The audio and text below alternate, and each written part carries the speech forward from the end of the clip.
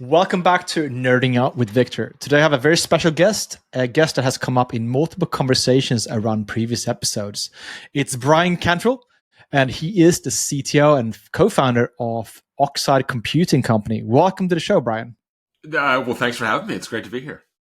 Very excited. I don't actually want to start off with Oxide because I want to gradually make my way there because I think you have a very, very fascinating backstory. And I want to take a stroll down memory lane back at your Sundays, actually. That's where I really want to start. And your, I guess, your first initial claim to fame is you're involved with DTrace, right? That's your initial exposure to the world. The world really learned about you, really. And I guess maybe we should start there because I think there is an interesting parallel with DTrace and modern monitoring. And maybe you can just for the younger audience in the crowd explain what DTrace is and why it was such a kind of groundbreaking project. Yeah, I mean, so DTrace is a facility that allows you to dynamically instrument the running system. The frustration that I had is that these systems are entirely synthetic that we have. The software systems, and these are not biological systems. Sometimes it feels like we've got that kind of complexity, but at least for anyone who is contented to think that we've got biological complexity, I was like, let's go bone up on the biology a little bit and remind yourself how exceedingly complicated biological systems are and how difficult it is. And, kind of all of the lurches we've had in biology have been where we've been able to observe the system. It's really hard to observe a biological system. And by contrast, we in software systems, these are entirely synthetic. We should be able to answer any question we might have about the runtime execution of a system, but we historically couldn't. And we would have these systems that are executing, millions, tens of millions, hundreds of millions, billions of instructions per second. Every one of those instructions written by a human, again, entirely synthetic. And yet, if I wanted to answer really basic questions like what the hell is this system doing, I couldn't do it. And the reason that we couldn't do it is because when we kind of deploy these systems, they are not designed to answer those questions. And, they would kind of emit maybe some pre-structured data around kind of what they're doing. But if it's like, no, I don't want to answer the question of what you think you're doing. I want to answer the question of what you're actually doing. And, again, at the most basic level, I see the system is creating thousands of processes per second. Who's creating them? What are they? It's like, no, we can't do that. What system calls are being executed on the system? We can't do that. And at the time, all of the kind of the infrastructure around that was not focused on the system. It was focused on particular processes. So if I wanted to answer the question of what system calls is this process executing, I had infrastructure to do that. Truss on what was then Solaris, now Lumos, strace on Linux, for example, using the /proc file system to control a process. But those things are super invasive. So when you're running strace on Linux, for example, to answer the question of what system calls are being executed, you are stopping that process on every system call. You're stopping the process. You're going back to strace. Strace is printing something out. It's resuming the process. You're actually acting as an automated debugger. And that does not allow you to answer that. I mean, I think that ends up being very crude, it's very invasive. And it doesn't allow you to answer any questions about the system as a whole. If I want to know what system calls are being executed on the system, I had really no way of doing that. And the kind of the question I had is like, why don't we dynamically change what the system is doing so we can answer that question? And that was kind of the nugget of the idea in DTrace, and then kind of separating out to the way the system is instrumented from the facility that consumes that instrumentation. So in DTrace, we have this notion of providers, and those providers, some of them can dynamically modify program text. Some of them can dynamically modify, for example, the system call table. Some of them can act on asynchronous events. Some of them can dynamically modify user processes. Some of them know to go to known instrumentation points. But all of them know how to dynamically change the system to feed data into DTrace that can then process that, and all with the objective of instrumenting production systems. So I was really, my big belief is that the systems that are in production are the ones that are actually interesting. And Right. if you can't actually use this infrastructure in production, then there's a bunch of questions that you simply can't answer. And what you are forcing people to do is take problems that they have in production and reproduce them in other environments. And when you force people to do that, you're reproducing symptoms, not necessarily reproducing underlying pathologies. So that's what we did with DTrace. Very much, had some guiding principles that I still think are very important. The most important principle in DTrace is absolute safety. So it was very important to me that errant use of DTrace could not actually damage the system that you were observing. And this is a principle that unfortunately other systems that have kind of followed on from DTrace haven't observed, haven't really adhered to, which is kind of unfortunate. I mean, I love, and I mean, I think you have to look at something like eBPF as a very different kind of system, very different kind of history there, and very much designed with the idea of like, let's go modify the system, let's change its behavior. And with DTrace, it's like, no, we don't want to change it. We actually want to understand what the system is. Right. And the whole focus on DTrace is I want to observe the system. I want to understand it, not that I want to modify it. And we, of course, when you observe the system, you do modify it at some level. You modify its dynamic behavior with respect to timing, but we don't want to do more than that. We want to minimize that probe effect, and that's been really important, and that continues to be really important. And DTrace is something that we continue to use on a daily basis, and continue to use it to understand what the system is doing. So I think it was kind of early on that you realize, whenever you're on something bigger than yourself, there's that kind of moment where you have this kind of, wow, this is an even bigger deal than I thought it was. Like I thought this was going to be pretty important. And I think this is actually much bigger than that. And that certainly happened very early on with DTrace when we were able to take a light to this part of the system that had not had a light on it in terms of inside the kernel, being able to instrument every function entry and return in the kernel, being able to dynamically observe this kind of program flow that we couldn't see before. And, it was pretty quick where we were using DTrace to solve problems and I didn't know how I would solve without DTrace. Right. And that has kind of happened over and over and over and over again. And it's been, exciting to introduce that to new generations of software engineers and have them be able to like, wow, okay, I don't know how I would have solved this without DTrace. It's something I've heard over and over and over again in my career. And that's super gratifying, to be able to deliver a technology that has that property. Is a really, it's a rare opportunity. It involves no small measure of luck in terms of having the right problem at the right time, but really gratifying to kind of see it in the world. Yeah, stood the test of time. I guess it's really like it's a tool that still, that's really impressive.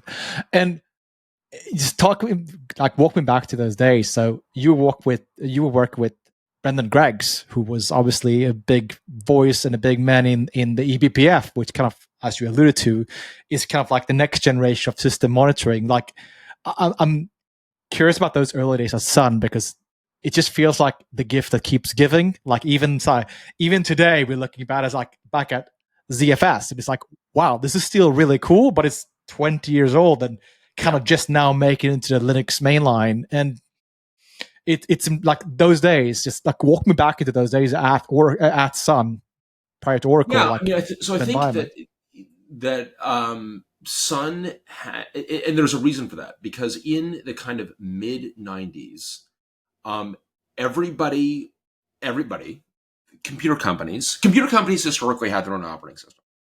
And by the mid 90s, mid to late 90s, more or less all of them have been persuaded to give up their own operating systems efforts and to embrace Windows as the future, believe it or not. So there was this very dark period of time where Windows was everybody's future. And, I wanted to do OS development, and I came out of school in 96, and everybody was telling me that, OS development is kind of dead. It's not really being done anymore. It's not important. And I believed it was really important. And I believed that there were, when I was talking to some folks about the early ideas around DTrace and kind of asking, like, why hasn't this been done? And one of the responses I got from someone who was very knowledgeable about the industry was that if this had been possible, it would have been done by now.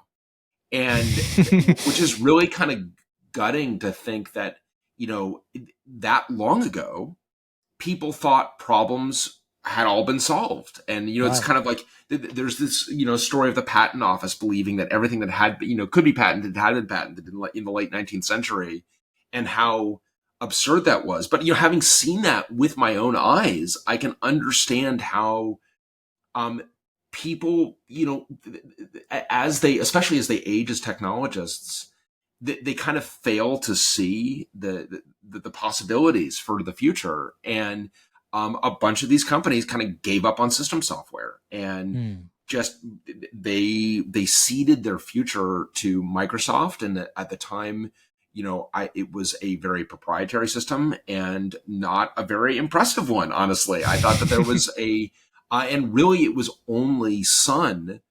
And this is really before, Linux exists in 1996, but just barely, truly as a hobbyist project, right? There's kind of the famous mail from Torvald saying, this is a hobbyist thing that I don't expect to go anywhere. And that was I think in 92 or 93. That was not that long before.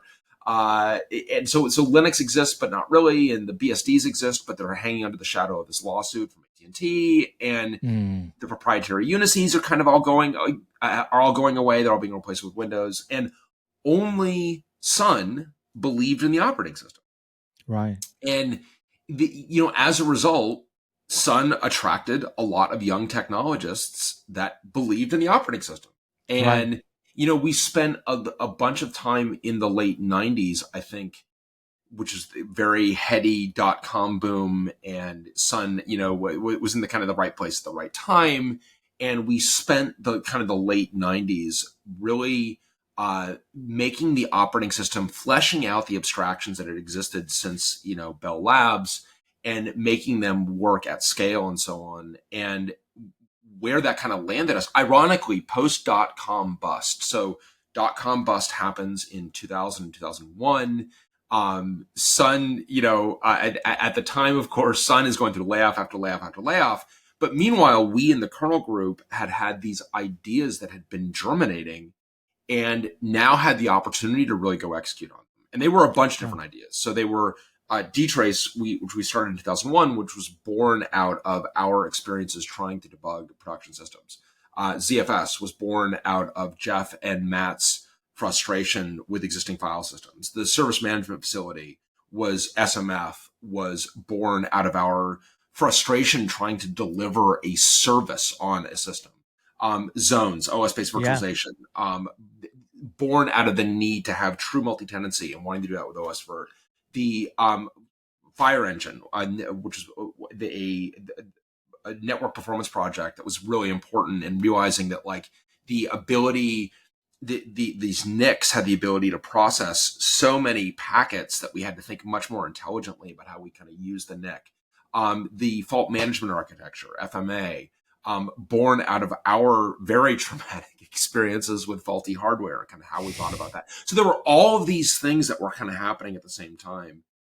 And I remember thinking, as, in the late 90s, as we were kind of attracting folks to the company, I remember it being in Bonwick's office and telling Jeff Bonwick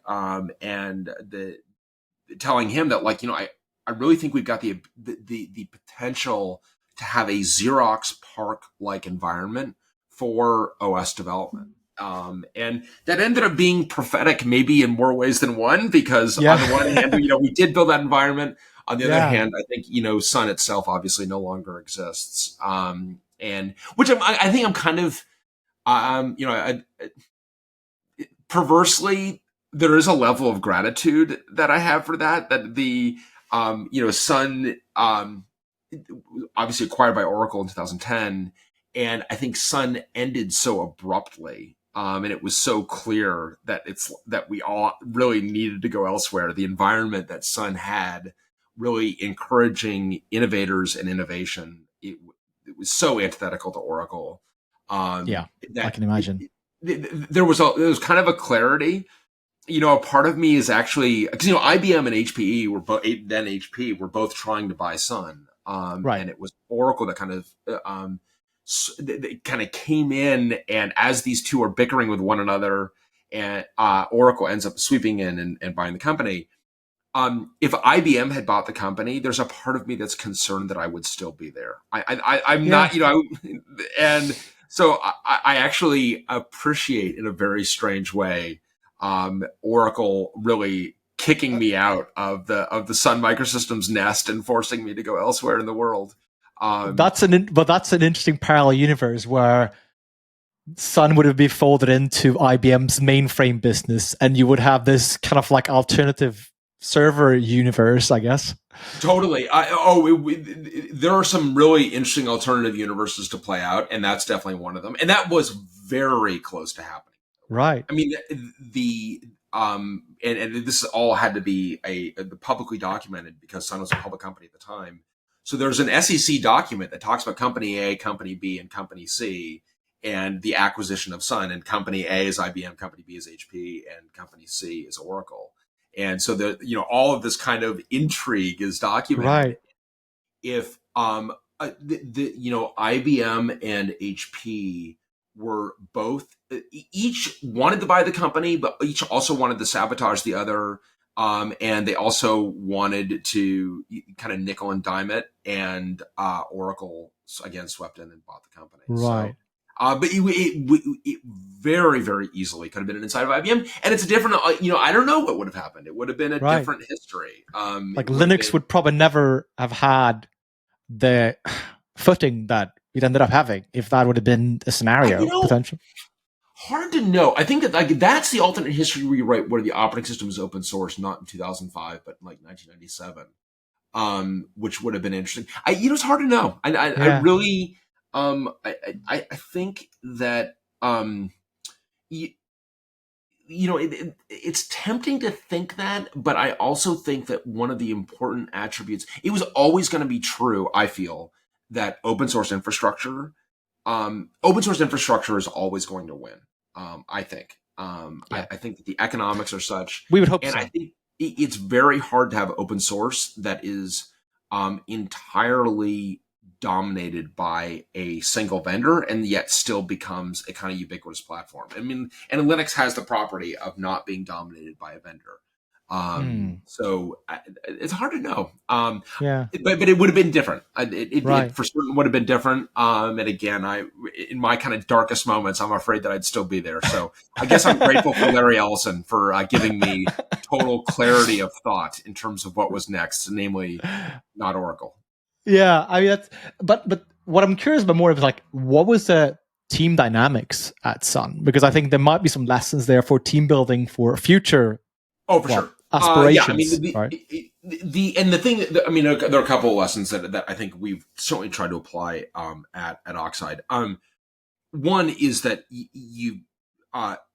individuals innovate, right? That technologists innovate, innovators innovate. Like and you've got to give, and they innovate as a group. I mean, not to imply that there's not a bunch of lone wolves, but in contrast to CEOs do not innovate, and the leadership of a company creates an environment where individuals and teams coming together can actually innovate to solve real problems, and you need to trust people to innovate. The innovation is a risky act, and risk.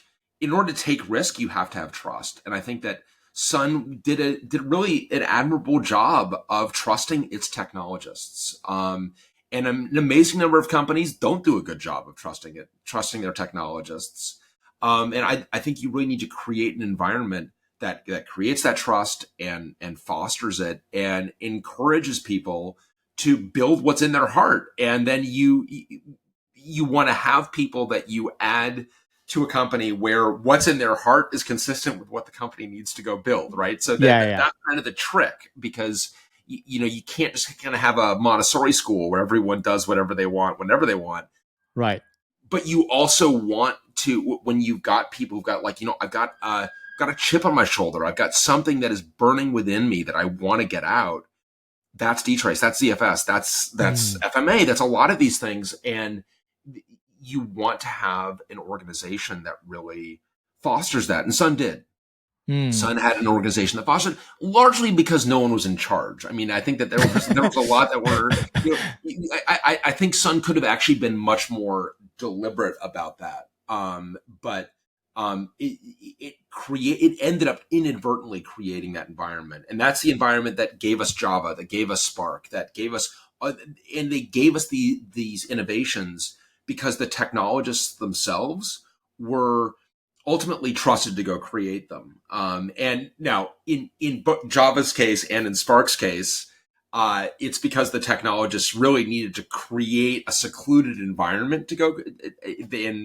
When we did Fishworks inside of Sun, very much took the Java and Spark model of getting shelter from the rest of the larger company so we could go build something that was disruptive and innovative. Right. But the fact that Sun allowed those things to happen, I think, was the company at its finest. And I think that that's something that companies can take inspiration from, organizations can take inspiration from, that, how can we empower innovators to go solve these important problems? And what does that mean? I think that Sun was good at it and offers something for companies to learn from. But I think there is probably a ceiling into scalability for that. There's that model will not scale indefinitely, I would imagine. Yeah, that's a good question. I don't know. I mean, I think that the challenge we put in front of us with Oxide is like, if you were much more deliberate about that model and much more directed about it,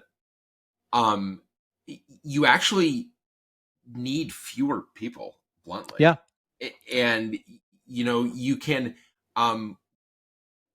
if you're very deliberate about the way you formulate a team, and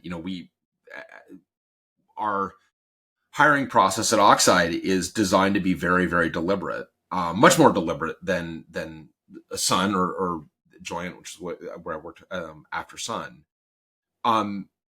If you're very deliberate about that team formation, how much can you do with how few people? In other words, I think the scaling issues, I think it's not really well answered to me, because I think so many of these companies, and it's a challenge when you have a company that has got a great deal of commercial success, they often overhire, just bluntly. Yeah. Sure.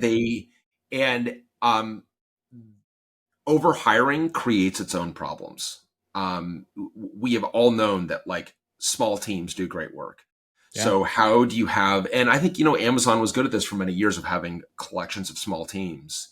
Two pizza rule. The two pizza rule. And I think that there's a truth to that. There are plenty of aspects about the way Amazon ran itself that I would, I think there's room for improvement, but I think that the observation about these kind of small teams, and how do you empower these small teams, and then how do you kind of scale out this idea of small teams? I think that there's lots of room to advance the state of the art there. And I think that there are kind of different approaches. And one thing we definitely do at Oxide that's been very important, that I think is very important for kind of the scalability of an engineering organization, is how do you kind of convey ideas? And I'm a big believer in the written word. I think that forcing people to write down their ideas allows I just think it allows people to do more, because it allows me to understand what other people are doing much more readily. It allows people, when they come into the company, they can understand I'm a big believer in, and I think there are other things you can do that, again, allow you to scale a company without necessarily scaling the number of people? How can you do more with fewer people? Absolutely, I agree with that. Okay, so let's move on a bit further down the line. So obviously you left Sun after they were acquired by Oracle. You moved on to Joyent, which was, I guess, a semi spin out from Sun in some ways. There was some I guess it feels that way. No, it's not. Joyent was not a spin out. Joyent was at all. Joyent was an independent company. And I meant from team constellation perspective. I meant more. Yeah, I think that is definitely true. So and in part because Joyent had made a couple of big interesting bets that were consistent with some of the bets that Sun had made. So in particular, Joyent made a big bet on OS-based virtualization on zones. Initially with FreeBSD jails, and then when the operating system was open sourced, they lunged at what was then Open Solaris and became Illumos, and deployed that into production. And in many ways, we at Sun were looking at Joyent as like, this is the way this technology should be deployed. And this startup understands our technology better than we do, it felt. Right. And so I think that and one thing that was definitely eye-opening with respect to the fate of Sun. So Joyent had deployed Open Solaris and its business was growing quickly. And in particular, Joyent was in this Facebook developer program to allow Facebook apps to be developed on what was effectively primordial cloud computing. This is where, shared hosting is beginning to become API-driven elastic infrastructure cloud computing. And Joyent's business is growing, and they need to expand their hardware footprint. And Sun could not make hardware show up. And there's a very famous or infamous blog entry, certainly infamous inside of Sun. The founder of Joyent, Jason Hoffman, wrote a blog entry, "The sun does not shine on me." And he described this kind of journey of deploying Sun software and not being able to mechanically buy Sun's hardware. And I just remember reading that and thinking, we as a company are screwed because everything was strategically right about why we had open sourced everything, but we need, like, at the end of the day, when someone needs to go buy a hardware system, like, we have to be able to, like, sell it to them. We have to be able to make it show up. And Sun in its later years was, unfortunately, and it guts me to say it, was just disinterested in the operational side of the business.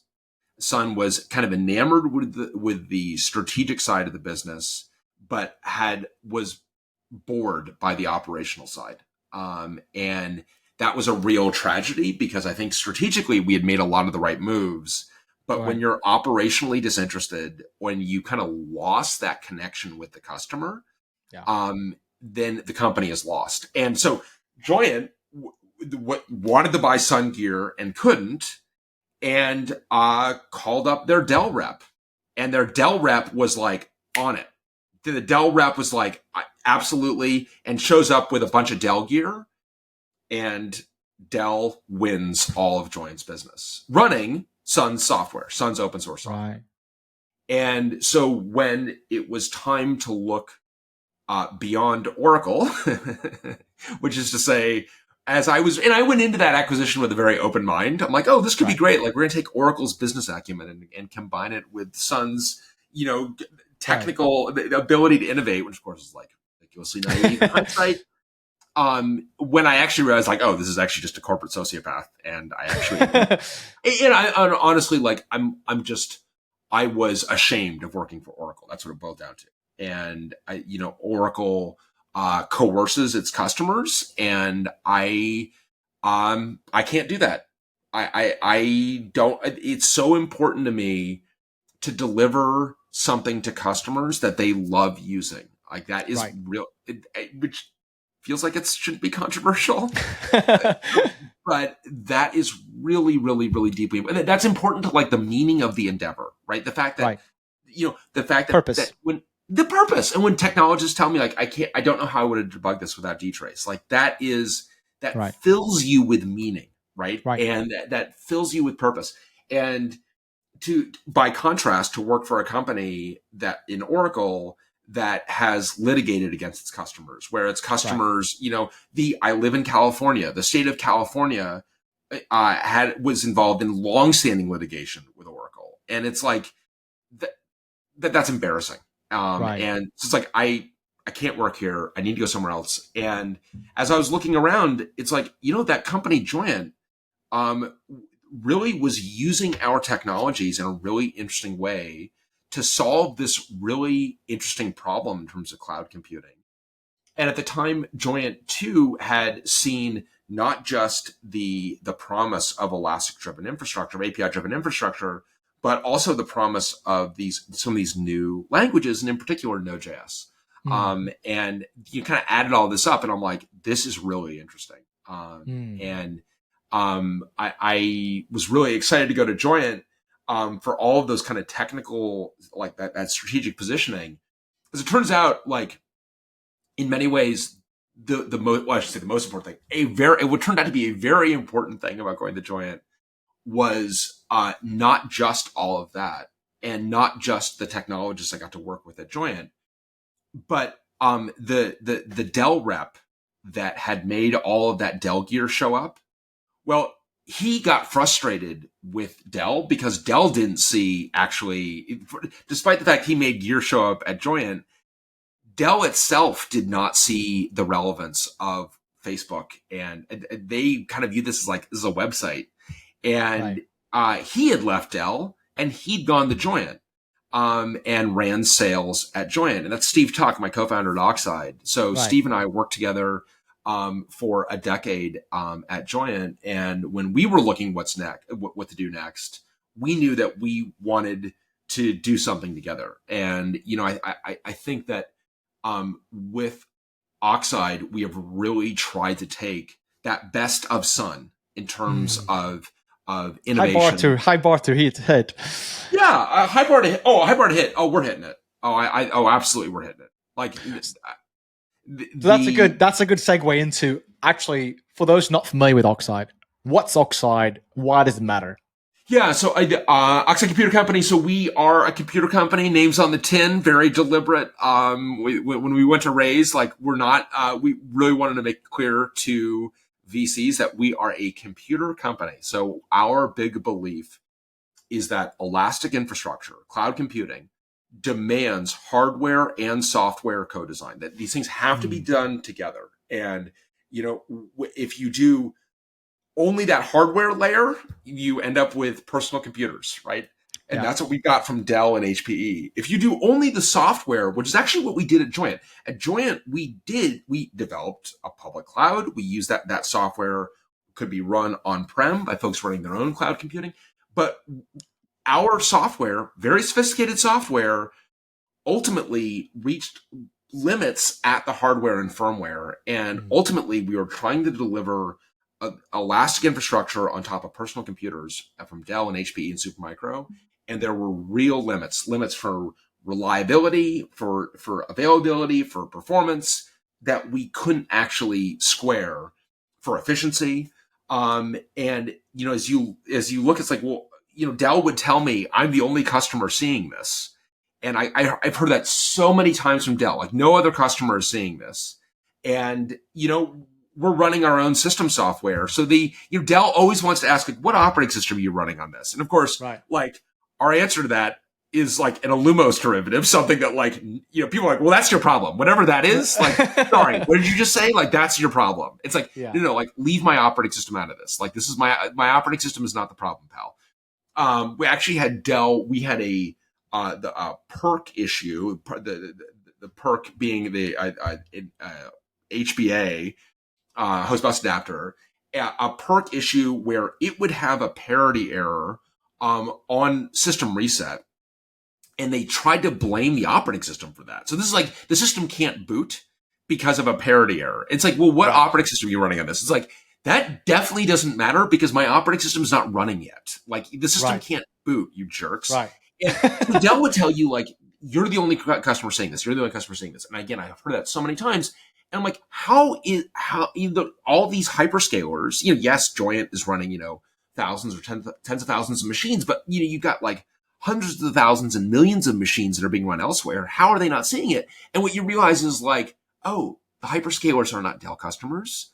Hyperscalers are not HPE customers. They're not even Supermicro customers. They have built their own machines. They have built their own machines to run at scale. So if you look at Google, if you look at AWS, if you look at Facebook, now Meta, they have become their own computer company.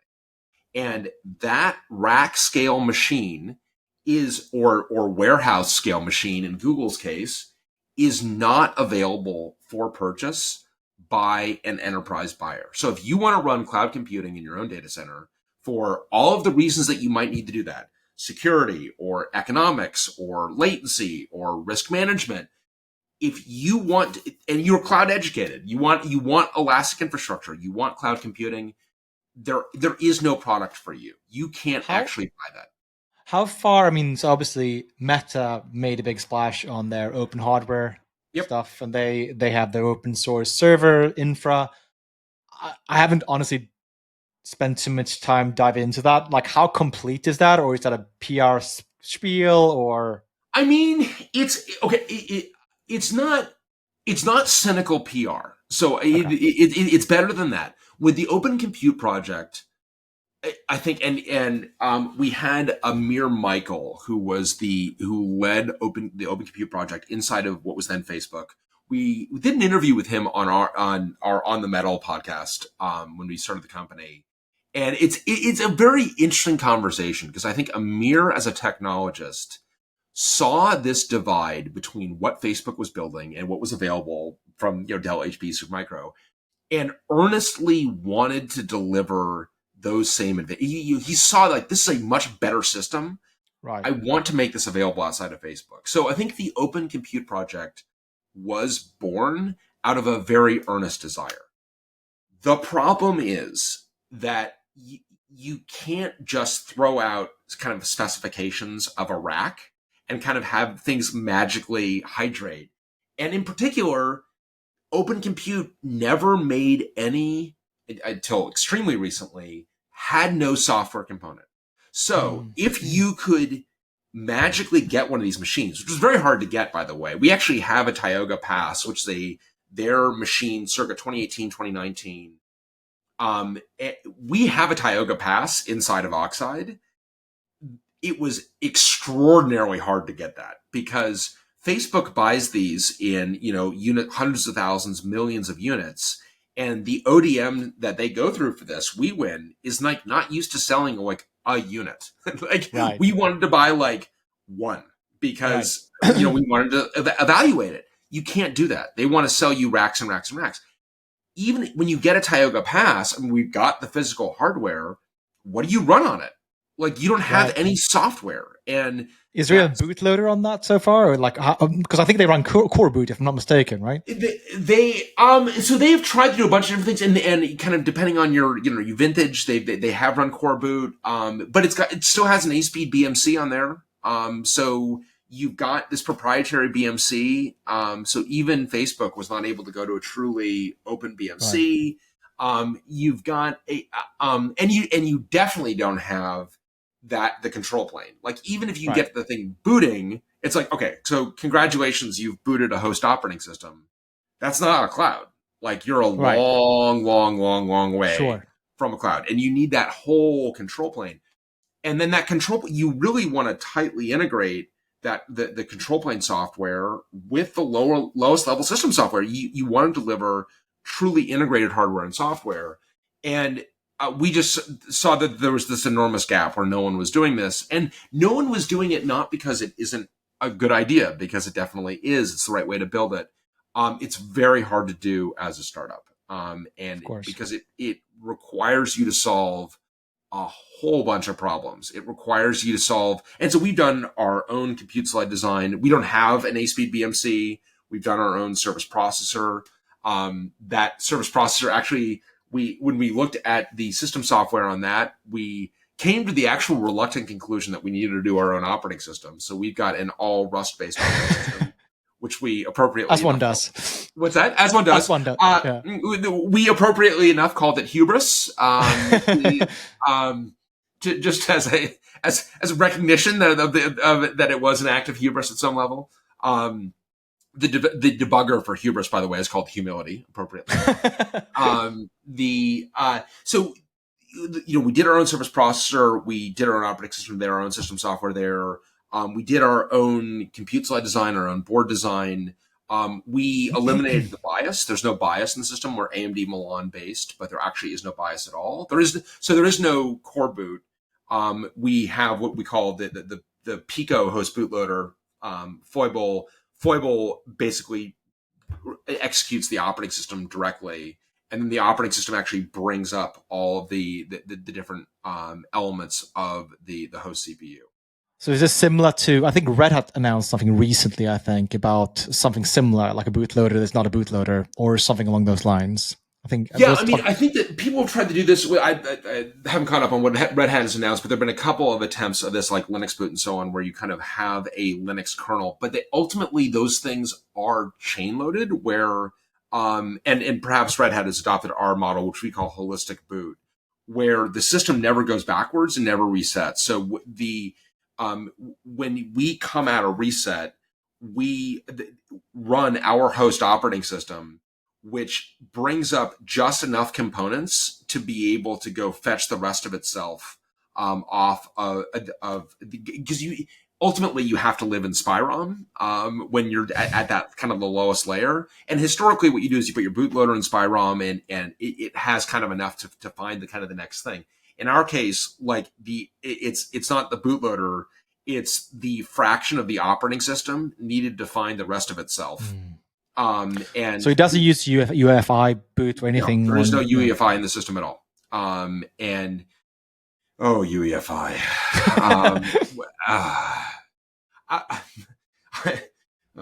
It's UEFI. Yeah, I know. Itanium's enduring legacy, sadly. UEFI was born on IA64. And UEFI is really problematic, in part because every time you got universal and extensible in the same acronym, it's like, oh, this is not good. Because in order to implement UEFI, there's some very idiosyncratic implementation decisions, but it requires you to implement an entire operating system, really. So a UEFI bootloader has an entire operating system that exists in the BIOS, and that operating system needs to actually initialize a bunch of units on the CPU, and then but it's only doing that to go boot something else. So when it's like, oh God, I'm going to go boot something else. I need to shut these things down. And so that the actual host operating system that I'm going to boot can think that it's on the bare metal. It's just kind of like magically come into being. And that's a huge problem, because it means that, one, you've got a bunch of functionality that is OS functionality sitting in this undebuggable piece of proprietary software in terms of the BIOS. And I feel very strongly that all of that needs to be opened up. But then you also have this problem that the units on the part are going backwards effectively, in that you've actually initialized them once, and now the host operating system is going to initialize them again. And the problem is that it's really easy to have residues of that UEFI bootloader that the host and one of those residues has been formalized in SMM, right? There's something called system management mode, which the host CPU can enter whenever it wants, for whatever reason it wants, can stay there as long as it wants. And SMM, the actual software that executes when you are in SMM, has been installed by your bootloader effectively. And when people find out about this, they're like, wait, what? And like, yeah, sorry. The history here is like well-meaning, I guess, in that we've got USB mice in an era where we don't have a USB mouse driver. Right. So PS2 modulator for, yeah, exactly. Exactly. Yeah. And it's like, all right, I get it. Like, you want to make like a functional like laptop or whatever, but this is a very, visceral example of this divide between hardware and software, with hardware telling lies to software by having software in it. So the fact that like, oh no, don't worry, it's a PS2 mouse. It's like, Yeah. it's not a PS2 mouse. It's a USB mouse. Like, why Yeah. are you lying to me? It's like, well, Yeah. you can't handle the truth. It's like, well, then like maybe that operating system doesn't deserve to boot. You know what I mean? Yeah. Like actually, can we just have open hardware that is clearly specified and let system software like be system software? But the problem is like, well, that doesn't allow me to sell a laptop in time for Christmas, is what that, but in, you know, Yeah. 1992 or whatever it is, 1995, Right. whatever that was, wherever the original sin is for SMM. And then the problem is that SMM, you know, of course, like, I don't have a mouse on a server. Like, why do I still have this mode? It's like, well, once you have this vector for a bootloader to extend its kind of tentacles into the running system, I mean, you really have, you bit the apple, and now you actually have, you have a system that is very hard to reason about, because you have these layers that are more privileged than the privileged software on the machine, and that's a huge problem. There's so much to unpack there, right? Like, I think the most obvious thing to me, and this stuff, like, I've been somewhat obsessing over biases over the last like 6 or 8 months or so, for purely from a security perspective, really, because like when it's one of those things where I don't think I had thought about a bias for a good 10 years, because I've been running on like Macs, and like, yeah, sure, they have a bias, but like you don't really touch it. But then at Screenly we started doing our own hardware, and I was like, all right, so we buy this piece of hardware from ODM in China that provisions this bias that I don't really know. There's no SBOM for that. It's just like, here's a blob that you install. Is there a version? Kind of, in the zip file. And then you're like, cool. Then you see pixie file and logo file. You're like, right. Or you run like strings on the binary, and it's like, why are there URLs in here? Out of curiosity, like, what's at the other side of that URL? Why does my bias know about a URL? Like, what possible good can come from a bias knowing about? The bias should not know about the internet, let alone the web. And because you want to have like a fancy logo that says new bias update available, or whatever it is, right? But then, who's running that machine? What is that? Like, the attack vector is so severe. 100%. And no, that is all, and that's a residue from running personal computers in the data center, which we should not be doing. We should be running we should be running servers, and servers should.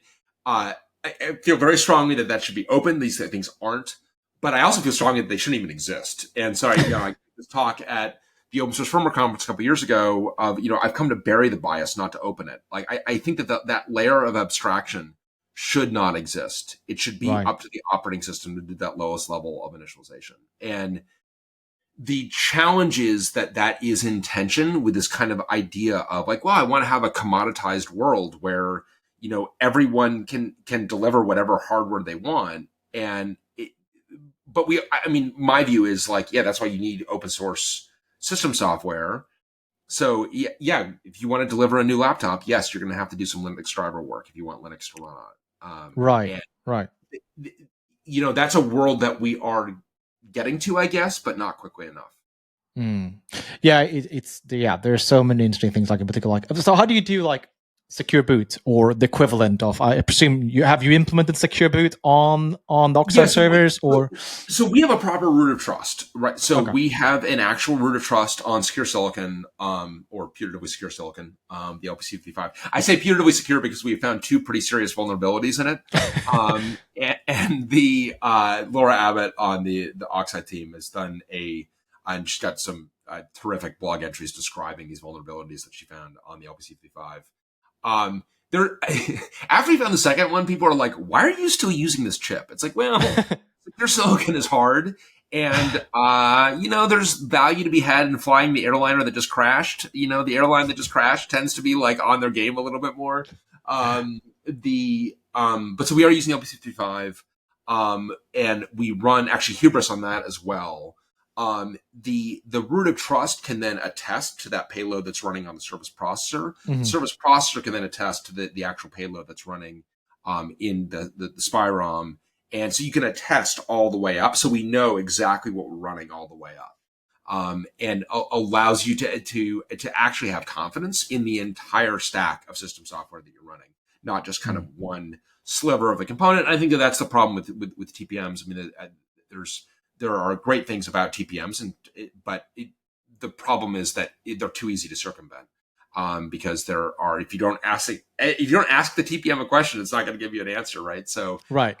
With a proper hardware root of trust, that is the root of trust. And if you have something that doesn't attest, you can either choose to not boot it, or you can, we like the Chromebook model where it's like you can boot it, but we're going to indicate so you can debug it, but we're going to indicate that like this is not trusted. So this is not from Oxide. This has not been signed by us. So. That's a very important part of the problem that we're setting out to solve. Right. Okay. All right. So I want to talk a bit about the hardware design more, because I'm sure I'm not the only one who's seen the video of you standing next to the racks of server, and anybody who spent any time in a data center, they know how extremely noisy they are. You walk in, it's just full of servers, and you're wearing earbuds or you're wearing headphones because it's so crazy loud, and you can actually have a conversation next to the rack. Like, that's an impressive feat. Like, walk me through how you managed to get there. It's surely not liquid cooling, remove the fans. It's not liquid cooling. It's super simple and mechanical. The efficiency of a fan is proportional to the cube of its radius. And so if you want to move a lot of air with very low power, use a big fan. The bigger fan you can use, and what we did, and kind of in many ways, the first decision that we made was around the geometry of the fans. So as we were, we were contemplating Oxide. Trammell Hudson, I don't know if you're Trammell is a huge friend of Oxide and an open source firmware pioneer for sure. Trammell's done a ton of interesting work. And I was talking to Trammell about the initial ideas of Oxide.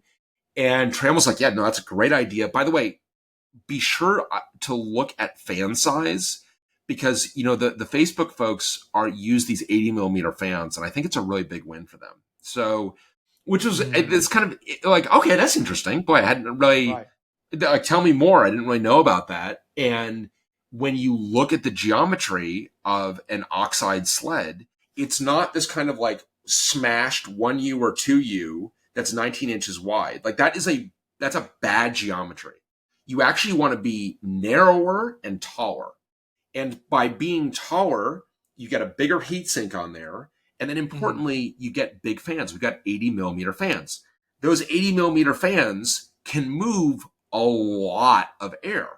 And in particular, those 80 millimeter fans don't, in fact, one of the modifications we need to make to the fan is at 0% PWM, those stock Sanyu Denki fans were at 5,000 RPM. It's like, we don't need them to be at 5,000 RPM. We need them to be at like 3,000 RPM. And so we worked with Sanyu Denki, our fan partner, and they made this modification for us where allowing us to be at 2K RPM at 0% PWM. And you're just drawing a lot less power and you're making a lot less noise. I mean, the acoustics are kind of like an artifact of the inefficiency of these one, and actually even worse than it's funny because we have these 1Us in the office that we needed to use to develop the Oxide software before we had the hardware. One of these tricks when you are co-designing hardware and software is, how do I develop the software before I have the hardware? And the answer is, like, at some level, you're going to have to simulate. You're going to have to take existing hardware and simulate what the new world's going to look like. So we were doing that on 1U commodity servers. I did feel pretty bad because Josh Kluo, engineer at Oxide, was setting all of these 1U servers up with their terrible biases and, the bias and the BMC and all of the crap and it was just like so bad. And he was hitting like every bias bug you can imagine. And I'm like, Josh, you know what we need to do is like, we need to start a computer company. He's like, I know, I'm at that computer company. Like, why am I having to live in the filth of the past? Like, I'm here at Oxide so I can live in the future. Why am I having to endure the past? But we set up these 1Us and they are super loud. And and actually Josh at this point wants to rip them all out of the Oxide office. And Steve Tuck, my co-founder, and I are like, no, we have to leave at least one or two of them so we can show people when they are visiting Oxide what the old world looks like. Because people don't necessarily know. They haven't been in a data center. And if you look at an Oxide rack, you're just like, well, of course you design it that way. It's like, well, no. Let me show you the way the world looks prior to Oxide. And you go into these 1Us that are loud as hell with these screaming fans. And I had gestured to this so many times as we were kind of showing people kind of the story of Oxide. And and I'm kind of like rubbing kind of waving my hand across the back. And one of the things I kept noticing is like, actually, where my hand is hottest is actually the fans on the power supplies. And it's because the power supplies, those 1U power supplies, have their own fans on them, right? And those fans scream. Power supplies generate a lot of heat. Those fans have to work really hard because a power supply is super complicated. An AC power supply, you're going from AC to DC, super complicated. It is not simple, right? To do that efficiently is not simple. Because those fans, those power supplies, they're trying to make them as dense as possible. So there's a huge amount of static pressure that those fans have to overcome. They're trying to pull air through a cocktail straw and trying to actually offload a lot of heat. Those fans are screaming. Those fans are also sitting on the hot side. They are screaming. Those fans are the most likely thing to fail in your server are the fans on your power supply. So you have two of them, right? So you've got those redundant AC power supplies with those AC power cords. And like those fans, it's like, and there is not, to the best of my knowledge, there is not a server power supply, AC power supply on the market that will tell you how much power is going into those fans. Like that is an unanswerable question. If you've got Dell HPE Supermicro, you can't even tell how much power is going into the actual fans on the server, but you definitely can't tell me how much power is going into the fans on the power supply. And the answer is there's a lot of energy being wasted there. And one of the things we did at Oxide is the thing that every hyperscaler has done, which is to have a proper DC bus bar. You've got a power shelf that is rectifying from AC to DC, and then you're running DC up it. And then those power supplies are just much higher power. It's like 3.6 kilowatt power supplies, right? I mean, this is like much bigger. They can be made much more efficient. And so we've got, 6 of these rectifiers that are able to provide power for the entire rack. And so you end up with the kind of, you add all this up and the geometry, the DC bus bar, and like you add all of it up, and then you can have a conversation behind the rack. So it's a bunch of things coming together. Talk to me about the dimension, because that's interesting, right? Because if you go into any data center, it's all 42U 19-inch racks, right? So how do you bring something that doesn't comply to that standard and try to colo that, right? Yeah, so I think like the 19-inch rack is like that. It's funny because we're like, God, we're gonna have so many people that are gonna resist this because it's not 19 inches. It's like, don't care. People care about 19 inches when they want to put something else in that rack. If you're going to give me an entire rack, I need you to fit on a floor tile, but I actually don't care about that. I mean, so it's like that OCP, the OCP width was too wide for us. And so we wanted to be narrower than that. But we felt like, hey, if we can fit on that floor tile, like the 19 inches is not what people care about. We have also gone a bit higher than the kind of 42U. If you go into a lot of DCs, there's a lot of height that's not being utilized. You have to be careful about that because you've got door height issues. Cages, right? So you have some head constraints, right? That's right. And if you want to use that headroom, because what you want to do is, the actual like rack level problem is, how do I take power and get the most amount of compute and networking and storage. Like that's what I want to go do. And we put the power budget for the rack at 15 kW, which at the time was like, oh my God, like hyperscalers are like, God, that's anemic. People in enterprise data centers are like, wow, that's pretty rich. Like normally I'm on like 12 kW per rack. Now, like AI has thrown all of that into the, like now 15 kW is like, isn't that like 2 GPUs now? I mean, it's just like, but we wanted to, how do you kind of use that 15 kW with the greatest density of compute? And ironically, you get the best density of compute by actually lowering your physical density. In other words, by actually using a little more of that vertical space and opening things up a bit, you open up that geometry, you allow those fans to run at much lower RPM, and you consume much less power on fans. I mean, in a you rack and stack one use, you're going to be spending a quarter of your power on fans, which is but I guess pretty crazy. I guess what I'm curious is, like, if you go to like Equinix or any of these big DC providers, it's hard to rent floor square footage, I guess, because you usually rent a rack, right? That's a 42U rack. You go in and rent, like it's already pre-racked. You go there with your gear and you rack it yourself, right? Is that, I mean, maybe that's a theoretical problem, but that's at least my exposure to. In part because like we are giving you the entire rack, including the switches, right? So we did our own switch as well. That we're just kind of coming into that real estate. That has not been a problem. That has not been the colos and as you can imagine, providers like Equinix are really excited to see something like Oxide because they have not. They get very frustrated with the kind of the poor state of the art with respect to cabling and power management and everything else. And so it's very tantalizing to have a partnership with someone who's actually delivering true rack scale compute. So that has not been an obstacle for our customers. And they could probably reduce their spend on power generation, like their diesel generators, their aircon, all that stuff can probably be reduced if this were to scale up, right? So that's right. And you can also get, I mean, I think that in part of what we see that's in front of us that's exciting is you can get the true rack scale power management.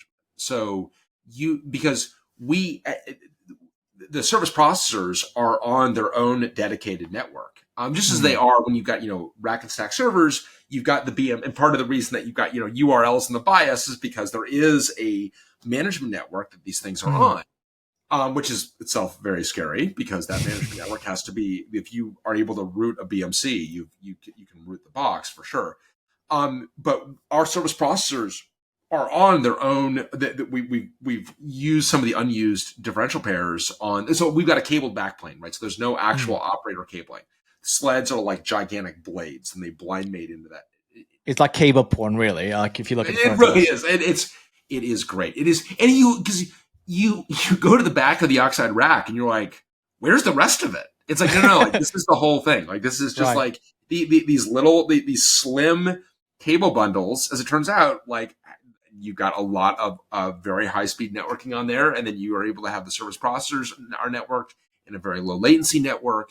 We've got an operating system in Hubris that allows us to get real time or near real time response, and you add all that up, and it's like we can actually do holistic power management. So we can. One of the things that I'm excited about is the CPUs, because they are both client and server parts. There's actually a lot of really rich power management on the CPUs that we basically don't use really, because we don't use because there's no real way of, like, we're missing all of the apparatus to connect it. Well, we actually have all that connective tissue in the Oxide rack. And one of the things I'm excited about, and we've got some potential customers now where it's like, I need to fit this in 5 kW. And I'm like, we can do some really interesting things in 5 kW because these CPUs, yes, they're, 225 watts out of the chute. They can consume a lot less power and still do work. And so, what can we do to really lower that power profile and to give you observability into where the current power is going? There's a whole bunch of things that we can go do. And then that's where your kind of colo providers like, that's definitely interesting where, could I, can I foresee a world where I can dynamically shift a power cap on a rack based on the cost of power or based on the availability of power? I mean, I think that Right. the power infrastructure is a huge issue. This is going to become a really pressing issue. I think AI is forcing it to become a pressing issue because what folks are going to hear is like, hey, I don't have any more power to give, by the way. So you guys are going to have to use it more efficiently. And I think that is going to necessitate the kind of rack level power management Invest that you in data normally don't center. track skills in. Invest in data center on Iceland, I guess, where electricity is cheap. Right. Exactly. That's right. Well, you could do when electricity is cheap. It's great. Like, okay, we're going to be located next to a dam or whatever, and Right. we're going to. I think that I think it was Google originally. What at the Dales in Oregon, right, where they are buying up old aluminum smelters, which also Right. the aluminum smelting is like a super power intensive process, and so you can do all that. But ultimately there are there are limits there, and we've got to spend that power budget more efficiently. Right. And I think that really necessitates that kind of that rack level power management, which requires this kind of holistic approach that we've taken. I mean, like in order to get there, you really need to take this kind of hardware software code problem. Right. Okay. So you have your rack, you've deployed it, and then I presume you have some kind of control plane management layer that, Yeah. like, is it like a combined PDU kind of IPMI structure to access the entire rack, or like how does that look like in the It Oxide looks world? pretty different. It looks much more like a cloud. So what Okay. you are getting as an operator is not a collection of servers. You're getting a rack that offers elastic infrastructure. So Interesting. Okay. we've done not just the lowest levels of firmware and service processor, host CPU firmware, host operating system, but then we have also done the entire control plane that allows you to go provision virtual machines. So we've done our own hypervisor. We've done our own, and all of this is open source, by the way. I feel Is very it strongly about KVM Xen derived, or is it something completely Beehive Beehive? Oh, derived. right, because you're on you're on the Unix stack, right? Right. Yeah, and the Beehive derived, but we chucked the user level model. We did our own user level, the machine model in Rust, Right. which we call Propolis. Propolis is bee glue, so there's the origin of the Beehive, the kind of the origin there. And we did that in part because we wanted to reason much better about machine state. Mm-hmm. So we could offer live migration as a first class operation, the ability to live Oh, wow. migrate VMs. And you want to do that for product lifecycle management, right? So when Sure.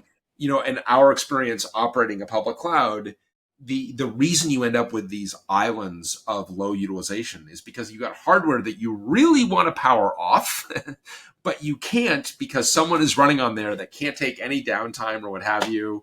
And you're like, well, we're definitely not going to provision anything new on there. So like, we Right. just have this one customer and these two small Mission VMs that I critical can't app. Yeah. move. And anyone who's done cloud computing or any kind of hosting provider, this is going to be a similar story of woe. And now you've got a machine that's 70% utilized or 30% utilized or 20% utilized. And Yeah. what you actually need to be able to do is live migrate that VM, be able to move the VM without any downtime so you can pull the sled out. So we have live migration as kind of a first class operation. But we've delivered that entire control plane. So what you actually get to the interface into the Oxide rack are those API endpoints, CLI, Web UI, to go provision VMs and provision virtual storage, provision virtual network. How does, I mean, so you do live migrations, which is really cool, but the the pain in the ass and the pain point with live migration tend to always be storage, right? It's not the CPU side. It's usually like Totally. moving the storage side, right? How does that look Yeah, like? so we are the storage comes pre-moved, I guess. We have an elastic block store like thing, Okay. that we call Crucible, and Crucible data is stored in triplicate, and there's no affinity with respect to where your VM is running, and the only affinity is that it's inside the rack. So you're Okay. talking to three separate. We've got 10 NVMe drives per sled. Your storage is sitting on three separate drives elsewhere in the rack effectively. So Right. you can be migrated to another sled without consequence in that. Interesting. And you're able to do this with such a low latency, the replication, because like it's Yes. Yeah, and actually we did I mean I'm a big fan of podcasts. Obviously you are as well. So on yes. we've got our own Oxide Friends podcast, which has been a lot of fun, and get the team talking about things in their own voice. And so we did an episode recently on Crucible. And I need to check getting that into out. all of the challenges of making that high performing and low latency, and still it has to be obviously highly available and reliable. And then you need to be able to, when it comes to storage, it's not the sunny day stuff. It's always the cloudy day, it's stormy day, and hurricane kind of stuff. And how Yes. a sled is removed, or a spindle has been transiently removed and needs to be resilvered, and there's just a whole bunch of stuff that you need to get right when you're building a storage facility. We've done all that and built it in. I mean, it's very important to us that like that is included. That's not kind of an add-on. And this is CFS derived. I don't want to dive into too much in this, but it's I would imagine it's some CFS derived. Yeah, it is. We are using, using ZFS perhaps in a slightly different way than one might imagine. We are not using, part of the power of ZFS is taking this volume management abstraction and building it into the larger file system. We are not running, I have run many times in the past where you're running mirrored or striped across a group of disks. We're not using ZFS for that. We are using ZFS on these individual drives to give us the manageability that you get with the file system as the unit of administration and management is very powerful. And then we also get the thing that I'm just not going to go away from is the checksums that we get with ZFS. And in fact, those are indirect checksums. It's like, yeah, I'm just not giving that up. Sorry. So very much built on ZFS at the foundation. But we are, and have built on things like ZFS snapshots and so on to do our own snapshotting. Ultimately, it's a software system that we've built on top of. Yeah, cool. We need to start wrapping up here, but I kind of end on a few kind of industry trend changes that I was curious about your thoughts on. I caught your episode on the change log, and I listened to that, and about like this whole like pendulum of cloud versus on-prem, right? That we see every. Oh, it's not the first time we see the debate. Like, I'm sure you saw the whole like debate, or like I guess it's a bit clickbait from DHH. He did his whole like, oh, we're moving back to on-prem. Cloud is bad. Blah blah. Your opinion is a bit more nuanced and a bit more pragmatic and less clickbaity, I guess. Like how do you see this pendulum swinging a little bit? Yeah, I think that first of all, I think the importance is that we want elastic infrastructure. API-driven infrastructure is just an advance. That's what we all want that, and you want that in the public cloud sometimes when you want to rent it, and there are times that you want that on premises. And I think that the core belief of Oxide is that cloud computing isn't just for the public cloud, and that there are reasons. And there are people, and ironically, when we started Oxide, VCs thought that look, technically we think this is like, we know you can do this. And I'm like, what? Technically, I must not be explaining what we're doing, because technically this is outrageously ambitious, almost like foolishly ambitious. But if a VC is like, oh, technically I don't think there's any risk here, you don't want to be like, hey, let me stop you right there and explain why this is like loaded with technical risk. This is like technical risk coming out of every orifice and dripping on the floor. We're building Apple from scratch, but we're building Apple from scratch, by the way. Yeah. So I don't know how you get to the. And by the way, you didn't even ask us if we're doing our own switch, because P.S. we are going to do our own switch, and it's just everywhere you look, it's technical risk, right? But they're like, oh, technically we think you could do this. You're like, okay, but we don't think there's a market, and you're like, oh, it's like, okay, so no. It's like, first of all, technically, I don't know if I can do this, or we can't do this, by the way. So but let's not dwell on that. Right. There's very much a market. And I think that people don't see those folks that are on-prem because they need to be, because of economics dictate that they're on-prem, or latency dictates that they're on-prem, or security considerations or risk management dictate they're on-prem. And, one of the things that we've always known is that folks that are operating, for the public, often that would say like governments, need to actually own their own infrastructure. They can't rely on, because you can't have a situation where public infrastructure is turned off, and as a result, a government entity is turned off, right? And those folks have to run on-prem, and they are cloud educated, because they've grown up with cloud computing, and they are in a colossal amount of pain. So that market, the market very, very much exists, and it's VMware essentially, right? That's right, and they want and deserve cloud computing, and the modernity should not be reserved for the public cloud. It should also be allowed to be consumed as a product that you buy. This should not merely be for rent. And I think part of the problem is, especially at scale, we think that the security considerations, risk management, latency, those are the ones that exist today. If you are in an air gap facility, you want cloud computing, you're real interested in Oxide.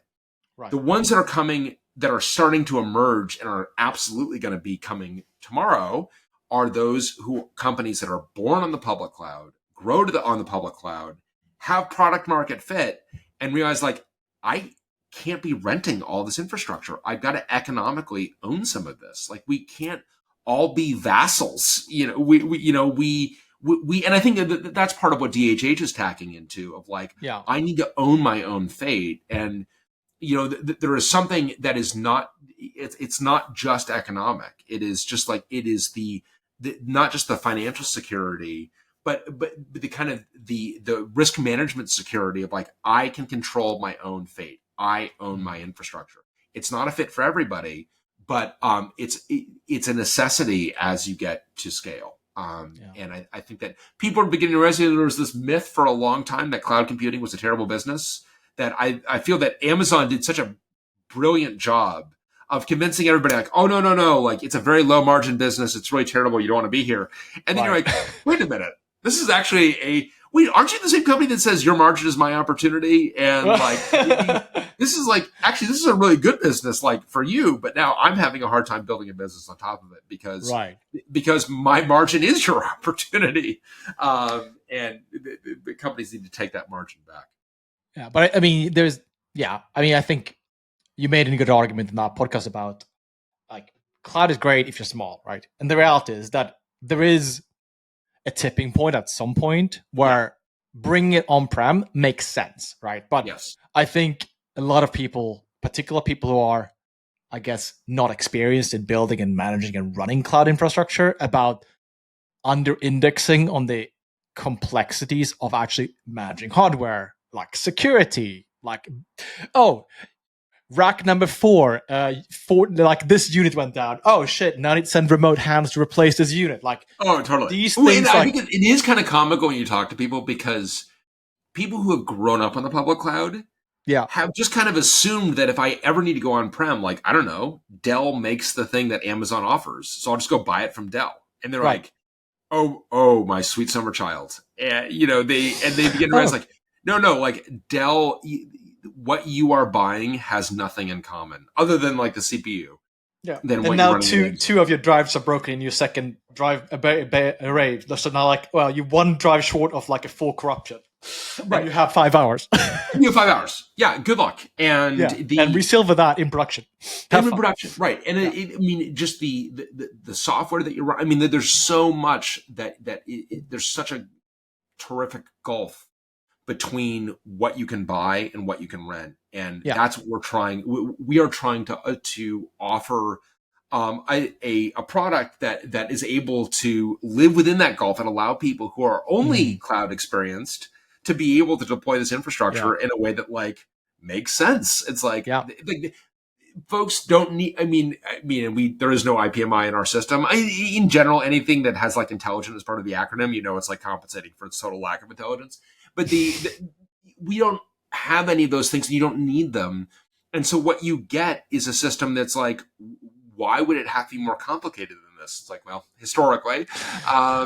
But we have a system that people who have got experience in the cloud can actually operate for themselves, and don't need to ramp up a new team to actually go build out their own. Yeah.